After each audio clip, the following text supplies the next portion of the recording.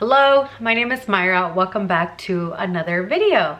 Another month gone, another wrap up. And let me tell you, September was actually a pretty good reading month for me. I read a ton of new authors. I tackled a lot of books that had been on my TBR for a very, very long time. And I also got to delve a little bit more into dark romance, which is honestly a journey that I am ready to embark on. Little by little, but I am ready for it. So anyway, I read a total of, let me double check, 13 books, which honestly is pretty decent for me. A lot of them were audiobooks. Audiobooks come in clutch for me. They're just so convenient to get more reading done because I can listen to an audiobook on the treadmill. I can listen to it while I'm driving, while I'm cleaning. So honestly, audiobooks are the way to go. You can definitely do a subscription service like Audible, but also don't forget about the Libby app, which is where you can get a lot of free audiobooks from your local library. I'm not sponsored by either party, but I'm just saying because honestly, we love a good deal, you know, when it comes to books. So I'm gonna go ahead and jump into the books, and I'm just gonna go over in the order from the first book that I read in the month to the last book. The very first book that I read was Sworn to My Heart by Dor Friedman. This is a mafia fantasy romance. And when I first read the blurb about this book, I quite literally felt like Hannah Montana because I was like, you have mafia and you have fantasy. I am literally getting the best of both worlds. So this book follows a girl who is living among humans. Now at the very beginning, you don't really know what her powers are or why it is that she's like a fantastical creature, but she's living among humans. She is new to being in the human realm, and she meets a girl and they become really, really good friends. She knows that her friend is like married to somebody rich, but doesn't really question anything, doesn't really know anything about it. One night, her and her friend go out and they go to the club that her friend's husband owns, and they are having a great time. And she ends up meeting her friend's brother-in-law. And this is like some rich, powerful dude. He's giving all the alpha vibes, and she's attracted to him immediately, doesn't really know, you know, who he is or like what it is that he does. Little does she know though that he is actually a very powerful mafioso. He takes an immediate liking to her, and the story goes on from there. She is a mermaid. She was basically going to be forced to marry somebody in the underwater world, and she escaped it because she does not want to marry this guy. She wants to marry for love, and so she wants nothing to do with that. Initially going into this book, because of these elements and because of the blurb that described a lot of this, I was very excited. It unfortunately fell very, very flat for me. I will say the author, this is a debut novel, and also this is not the author's, like, English is not their first language. I feel like it was a good idea. It just unfortunately was not executed properly. I do have high hopes for this author. I hope that maybe they are able to find a better editor, somebody to better help them with the story and the writing style. Overall though, the pacing was also an issue for me because they kind of get together really fast, and like he's possessive for literally no reason. Like he hasn't even really talked to her. And then another big thing for me was the heroine was very unlikable. She just came across as a really bad friend. A lot of her thoughts and like her inner dialogue, even when it came with interactions with her friend, were very mean girl vibes, and I did not like that. She kind of seemed to be like judging and shaming her friend. There is also some comments that she makes to her friend that are supposed to be a joke, but I know if people were to read them, I told, you know, my friend and my sister about it, it was very insensitive and very mean. Debut novel, first time that this author publishes a book, so I did give her some grace for that. But I do hope that she is able to get some help with sensitivity and like the way that she writes and says certain things. And also, I hope that she is able to get a better editor. So unfortunately, this book did not work for me, but it was a great idea. The second book that I read was When He Takes by Gabrielle Sands.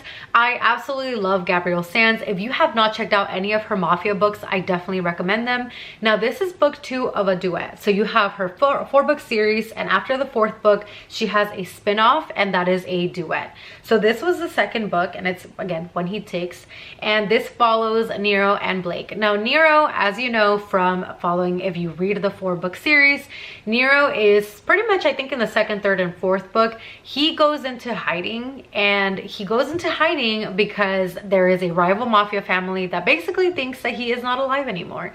And if they were to find out that he is alive, they would definitely come after him and help unalive him. So he is in this small town. He's trying to get used to the small town life, but it's very, very hard for him. And so he is sleeping around, not getting the best reputation, which is affecting his and his friends' business because they are trying to basically get set up as a contracting business. And so he enlists the help from his neighbor and someone that he is very attracted to be his fake girlfriend, to give the vibe of this is a man that is settling down. You can hire him, you can hire their company because he's not going to go and try to sleep with your wife, essentially. And so from there and them, you know, fake dating is where they really start to get to know each other. Now, Blake wants nothing to do with anyone involved in any crime. Her dad was involved in a biker gang, so she wants nothing to do with it. Little does she know, who she is like fake dating and also very extremely attracted to is someone that literally comes from a very powerful mafia family. And as they start to get to know each other, Nero really can't, you know, stay away from her. He goes to extreme lengths to have her as part of his life. And that's essentially what takes place in book 1. This being book 2, I don't want to talk about it because I don't want to spoil it, but just know that it immediately picks up from book 2, and it did not disappoint. The mafia, the action, the possessive heroes, these heroes that Gabrielle writes are always just described as these super sexy tattooed men. Like, think Michelle Marone. Like, those are the type of men that she writes, and it's just a great time. So I definitely recommend it, and all her books are on KU. So literally, no excuse. Go check them out. Then I went ahead and continued on my Planet of the Barbarian kick. This is book 16, and it follows Ariana and Zelaya. Now, I know you're thinking alien romance, alien human romance. They're in an ice planet. It's all smut, blah, blah, blah. There is a lot of smut. I'm not gonna lie. These are short, quick, good time. I've recommended them time and time again as like a good reset button. But let me tell you, this book, Barbarians Beloved, actually had really great anxiety representation.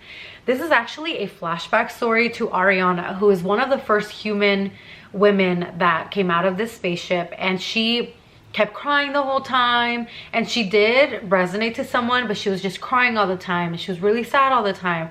And eventually humans and aliens were really annoyed by her, especially the human women, because they're like, listen, okay, we get it because we're all in the same predicament as you, but like, you need to stop.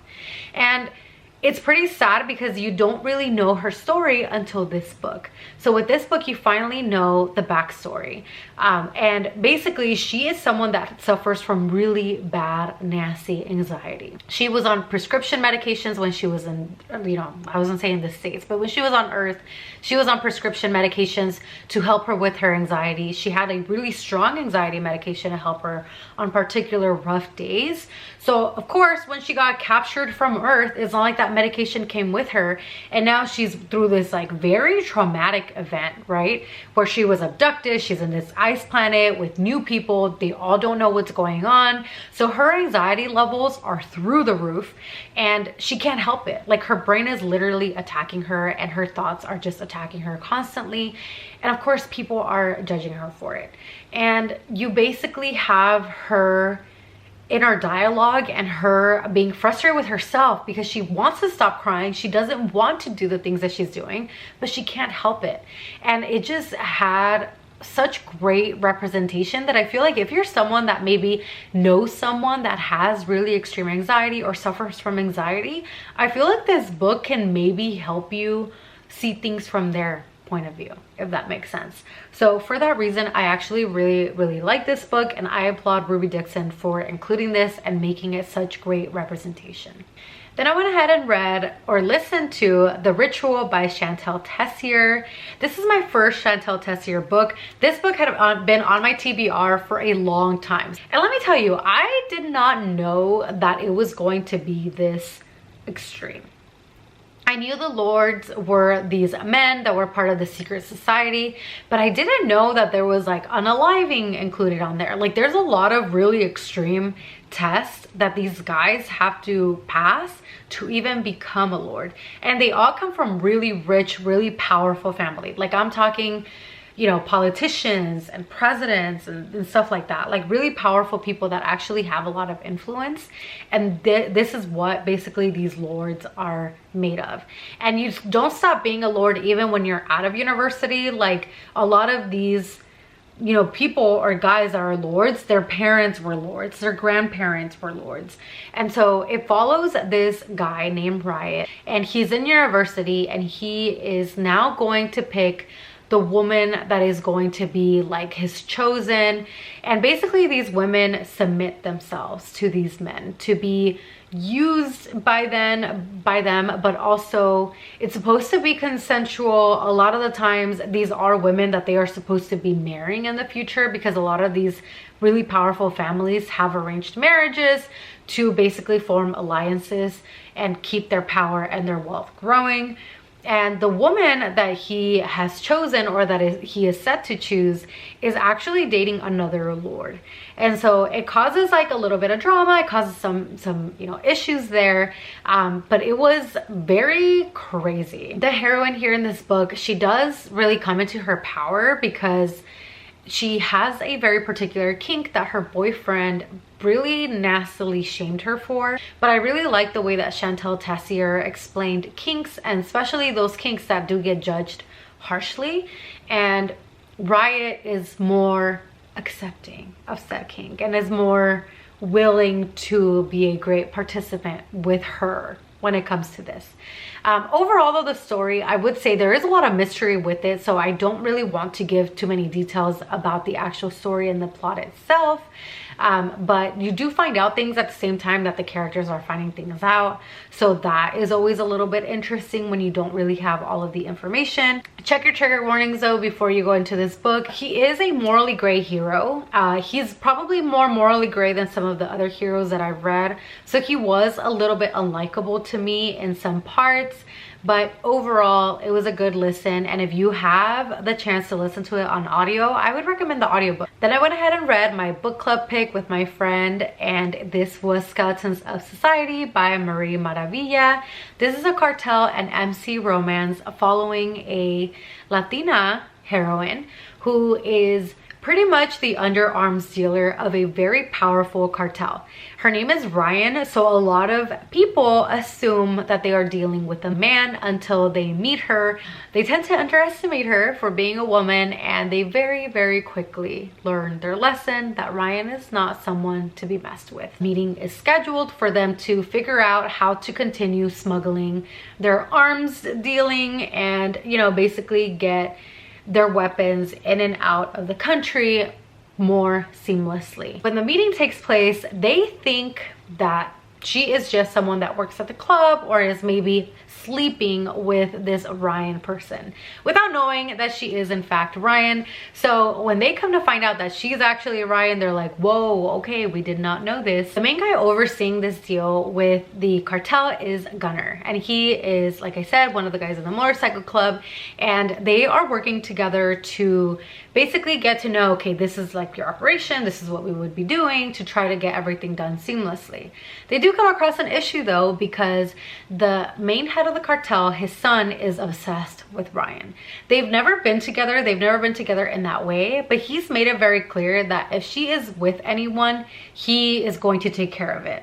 And so she has to keep any of like her hookups and stuff like that very private, because she knows that he'll probably retaliate against these innocent guys, because all they're doing is consensually participating in activities with her.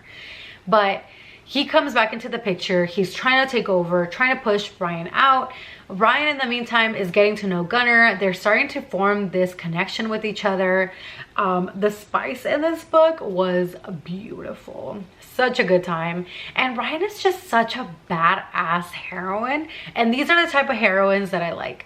Me being Mexican, there's some Spanish in there. I loved it. I felt like I was in there. I kind of was like, I need to channel like my inner Ryan vibes and be like her. But there was a lot of action in this book. There are more books that Marie Maravilla is working on that are going to be coming out, and I am so excited to read anything else that she publishes. Then I made a total change and I went ahead and read The One I Didn't See Coming by Piper Rain. Now this is the third book in her Small Town series, and it follows Emmett. Emmett is the younger of the three Newton boys. He is seen as the playboy, the baby of the family, and the one that doesn't take things seriously, which is very hard for him because he's 30 years old. He has ideas for the ranch. He has more modern ideas of like things like using social media to bring in more business and generate even more income for the ranch. And his family just kind of underestimates him, doesn't really give him the time of day to really hear him out with his idea. Now this all changes when his sister-in-law's sister is going to come and stay on the ranch. Ben, who is Emmett's brother, tells him, hey, if you promise to keep your hands away from her and not lure her into your bed, I promise that I will hear out your plan that you have for the ranch, and I will get other people to listen to you so that we can bring it up when we vote on things that we want to do on the ranch. And so Emmett is like, you know what? Having my brother speak out for me would be a big thing for me. I was gonna stay away from her anyway, so sure, yeah, let's go ahead and do this deal. Now, of course, it becomes very hard for him to keep this promise to his brother because he is getting to know his sister-in-law's sister. He's very attracted to her. They have really great banter, but he also sees that she is hiding something. And so as time goes on, he ends up figuring out her secret and offers to help her.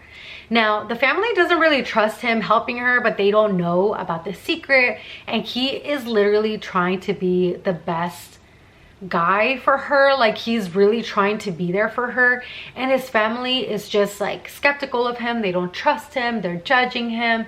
Now eventually the secret comes to life. He is falsely accused of certain things, and then everything, like I said, really comes to light. And his family eventually, like, he eventually kind of has that breaking point where he's kind of like, can you guys please stop underestimating me? And that was something that I really resonated with, because although I personally have a really great support system, I feel like it could be frustrating when you do have a potential, when you do have this really great idea, this thing that you think, you know what, this can really change, whether it's at school, you know, with like a project, whether it's at work or like in your career, or with, you know, a business idea, just things like that. And to constantly be told like, I don't know that you got what it takes, I don't know that you can do it, that I resonated with and I totally understood. So if you want to read about a small town walking green flag, go ahead and pick this book up. Then I went ahead and listened to Hawk by Jesse Hall. This book follows Hawk, who just got out of prison and moves in with his friend and his friend's girlfriend. So the three of them are living together in this small home, and he knows that she is very unhappy of having him there, and they very quickly are bumping heads. She doesn't want him there. She's over here thinking the worst of him, thinking that he's a criminal and thinking all of these things about him. And he's like, I am just trying to keep my head down. I'm on probation. I just got out of prison. Leave me alone. Now, because they are living together, and Patrick, which is her boyfriend, he is constantly traveling. He's constantly out of the house. So Hawk and her are spending a lot of time together. And as they start spending more time together, it's very clear that they have this attraction to one another. But she's like, this is my boyfriend's friend. And he's over here like, I probably shouldn't go there. But eventually, they can't really help it, you know? They can't really help it. So there is cheating in this book. If you do not like cheating, don't read this book. But Patrick, her boyfriend, is so unlikable that the cheating was no big deal for me. But I will say the frustrating thing for me on this one though was that she didn't end the relationship sooner. I'm just like, dude, why are you with him?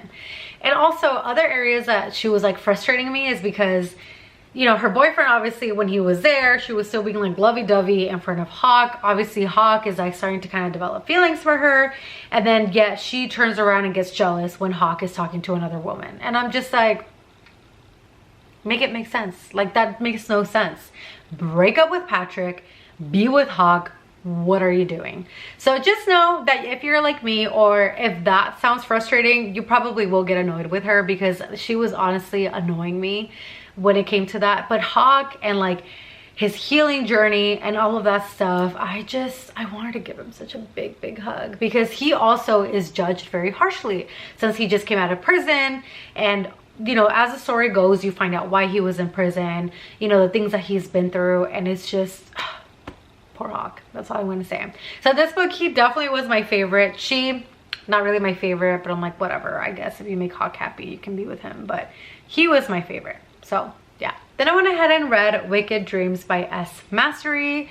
I know that this book came out a while ago, but this is actually a republished version. This has undergone some major edits, so I can't speak for the first book or like the first edition of this book that was published, but for this one, you are following a girl who has been in the foster system for a very long time. This girl ends up getting adopted or like placed into a foster family that is back in her city where she used to live, which means that she is going to be going to the private school that she knows other people from her past attend.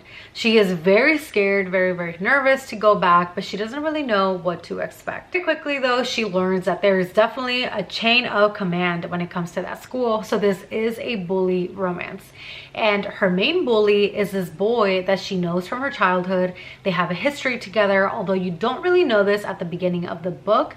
And they also share this mutual, like they kind of have like this mutual hatred for one another that again you don't really know, but he is her like #1 bully. He harasses her at school. So if you don't like a bully romance, you will not like it. I don't have a lot of experience reading a bully romance, but I didn't really mind this one, especially because there is a lot of mystery in this book, and there is also a different side of him that you get to know as the story goes on.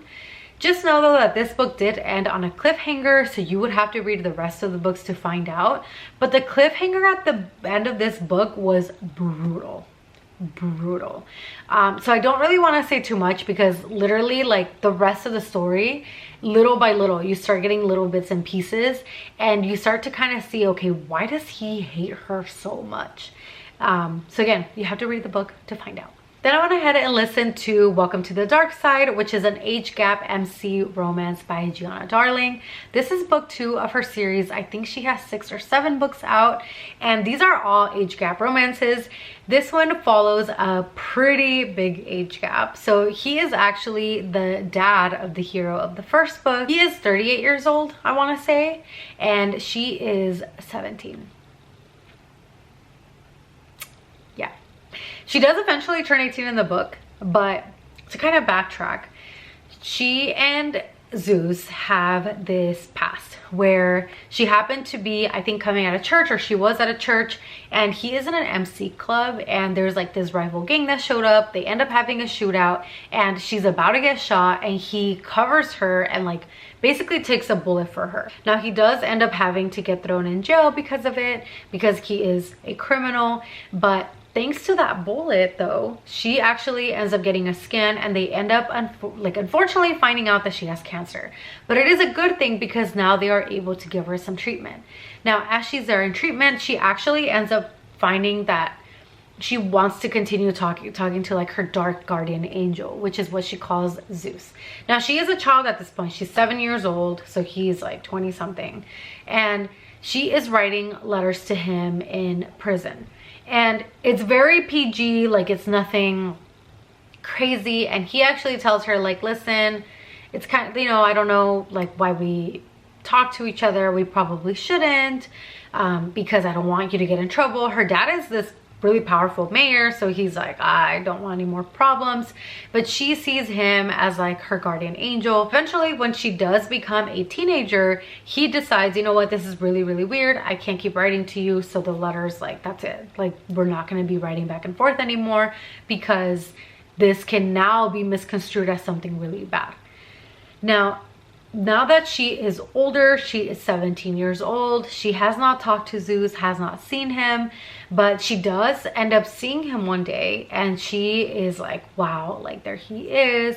And she is so attracted to him, but of course they have this huge age gap. And unfortunately, she ends up finding out that her cancer is back, and she's like, I am done being a goody-goody. Like, I am done following my parents around. Her parents are horrible, by the way. And she ends up getting a job working at this like strip club. She is not a dancer, but she is, you know, serving drinks and waiting tables. And Zeus's club actually ends up purchasing this strip club, and he finds out that she's there and he's like, what are you doing here? You should not be involved in things like this. But she refuses to. So of course we start having interactions at the club, and she really wants to get his attention. She really wants to be with him, and eventually he can't help it, and they end up having this relationship. Obviously her being 17, I did not like that. I wish she would have at least been like 19 or something, but the age gap was a little bit harder for me to read, I'm not gonna lie. Gianna Darling thankfully does her age gap very tastefully, but there were some times where with Zeus's inner dialogue, it came off a little bit creepy. So that wasn't my favorite, but the romance itself, I kind of understood it a lot because she has been through hell, from having cancer since she was like 7 all the way through 17, and then getting 17, you know, her cancer coming back.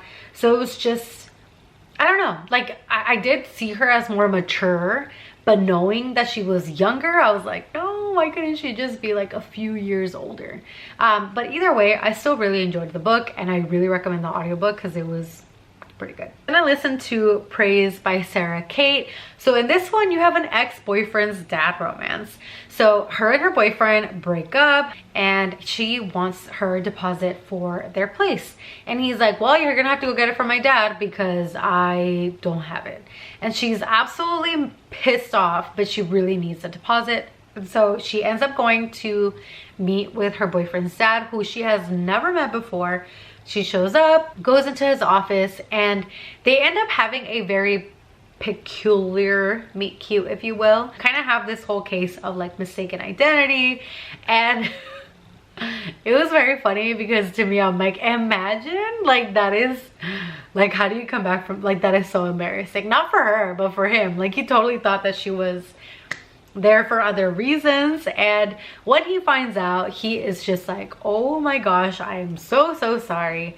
Gives her the check, she leaves, and he is just like, I can't believe that I did that. That is so crazy. But she now is like, like that was interesting. He does end up also staying with that same curiosity about her, and he finds out that she works at a skating rink. And so he goes over, he apologizes again for the mistaken identity, and actually offers her a job as his legitimate assistant. And she does find out that he is an owner of this Salacious Players Club, which is a club for people to consensually go and explore their kinks and fantasies and stuff like that. And it's a very high-end club. Like you know, this is like, they go through like a vetting process and stuff like that. And she would just be his assistant. Regular office tasks, emailing, administrative tasks, things like that. And she ends up accepting the job because the pay would be incredible, and she really wants the money. And so she starts to work for him. Now, of course, because she's in this environment, she's getting to know him, and she basically starts getting more and more curious about it. She wants to kind of explore what it would be like to have that sort of relationship with him, where she is his assistant with like a cherry on top, if you will. He's very hesitant despite his attraction to her, because he knows that she is his son's ex-girlfriend. So he really very much wants to have a relationship with his son, even though his son has honestly been avoiding him and basically shames him for being part owner of this club. And so it's giving you forbidden ex-boyfriend's dad, so you do have an age gap, but it was done very well. And she is older, she's 21, he's 40, but because she's 21, I was like, it's okay. And also other things in her life, and she's very independent, like just all these other things, that the age gap wasn't weird for me, if that makes sense. But let me tell you, the audiobook and also the spice in this book was chef's kiss. And I definitely will be reading the rest of the books in this series. Three more books. Let's do this as quickly as we can.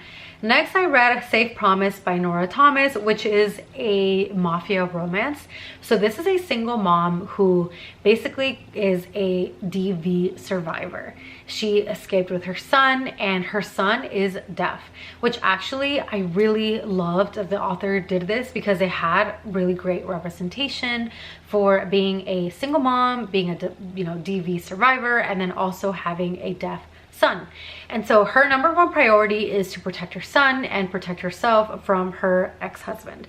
So she starts working at this company for this, she's a secretary for this rich CEO, and one day one of his friends comes to visit him in the office, and she and him feel like this magnetic pull to one another. But again, she's like, I'm not interested in dating, it's just me and my son, and I don't care about men. Her son also, because of what they've been through, is very skeptical and very uneasy around men, righteously so. So he, though, is really attracted to her, and so he starts becoming very curious about her, wants to find out more things about her. As she little by little starts to be accepting of spending time with him, he finds out that her son is deaf. And what does this man do? He automatically starts getting lessons to learn ASL. I was like, what a man. Like, yes, bare minimum, but also wow. And because his brothers know that he is basically really liking this woman, he's really serious about dating her, his brothers are like, we are also going to learn ASL so that we can talk to our future nephew. So cute. But anyway, so this, they start to spend time together. They have this relationship that's really, really beautiful, like him and her son. But there is a twist here because he is like the head of the Irish mob. So you do have some violence, some things that come along with being in the Irish mob. So definitely look triggers because there is dark mafia like elements in here. And then of course her husband is still after her, so she has been in hiding from her husband and she's very scared of him finding her. So you do get a lot of action. I really overall like this book. I will say for a mafia, it was a little bit too sweet and fluffy for me. But it's still really good, especially if you've never read Mafia and if you want to like ease yourself into it. I feel like this is a great book for that. Then I went ahead and listened to Loving Romeo by Laura Pavlov. Yes. This is a small town enemies to lovers romance. You have this heroine who just moved back into the small town, and she went off to college, got her degree, moved back to the small town, and is the proud owner of a coffee shop. And her family is very, very wealthy, but she is trying to do things on her own. Yes, she is using like her inheritance and stuff, and her trust fund money for it, but she's trying to grow that money and really grow into her own. Her coffee shop is right next to a boxing gym that is owned by Romeo. Romeo comes from the opposite side of the tracks. He has a little bit of a bad boy reputation because he did have some time that he spent in juvie. So her and him haven't really crossed paths before, and also he absolutely hates her and her family. He has no love for them. She doesn't really know why. There is a history there, which you find out as you read the book, but he absolutely wants nothing to do with her. He starts to see that she's not this rich princess that he thought that she was, and she also starts to see that he's not just this like playboy mean guy. Like, he's actually this really sweet, loving guy, just not with her or her family. But again, she does start to find out why, and she knows that he is justified in his actions. Now, the book also follows Romeo being challenged to go back into boxing. He had one professional fight, but at his second fight, his dad tragically passed away, and after that he gave up on boxing. But there is someone who is challenging him for millions and millions of dollars to come and have this fight. And so as he starts his training regimen, she also has a lot of experience with like nutrition and making nutritious protein shakes and beverages. So she starts to kind of offer him her services with that in exchange for self-defense lessons. So these two are just spending a lot of time together. He's training for this fight, and it was just overall a great romance. So I definitely will be continuing with the series as well. Last but not least, I listened to Lights Out by Navessa Allen. I actually really encourage you to listen to the book instead of reading it because the audio was done so great, dual narration, and also I was just laughing. This is supposed to be like, I'm looking at the genres that this book is considered. It's considered a dark contemporary romance.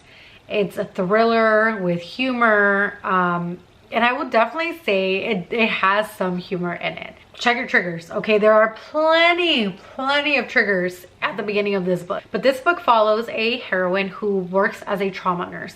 Working as a trauma nurse, she sees everything. And she really starts to talk about the lifestyle of being a nurse, working these really long shifts, and just the horrible things that you witness as a trauma nurse. Now, she does have a little secret though, and that is that she follows this account on social media of this masked man. This masked man who is, he makes short videos of himself. He shows his body, his tattoos, but he always wears this mask. And she just has this fantasy of being with this man. Because she works so much, she isn't really seeing anyone, but she did have a lot of consensual partners that would occasionally come and they would, you know, fool around for a bit, nothing serious. And so she messages one of them and she sends him a screenshot of this video and says, hey, would you be down to come over and like we can like play this out? And he tells her like, no, actually it's been like months since you and I saw each other and I'm actually now talking to somebody more seriously, so that's a no for me. He actually ends up sharing this with his roommate, and his roommate sees this and it's like, interesting, because when he met her, he actually was instantly very attracted to her, but you know, knew like, okay, this is somebody that's hooking up with my roommate, so I'm gonna stay away from her. Now when he sees this picture though, he realizes that she has fantasies of being with the masked man and he has fantasies of being with someone wearing a mask. So it's kind of like, are we meant to be together? So I don't really want to go like more into detail about this because I don't want to spoil anything, but like I said, it was so funny. Like I did not expect this to be funny. And also the hero, like he was great. Just know it is such a great time and you will not regret it. I know that this was long, but I read a total of 13 books and I was trying to be as fast as possible, so please don't hate me. But thank you so much for taking the time to watch this video, and I will see you all in the next one. Bye.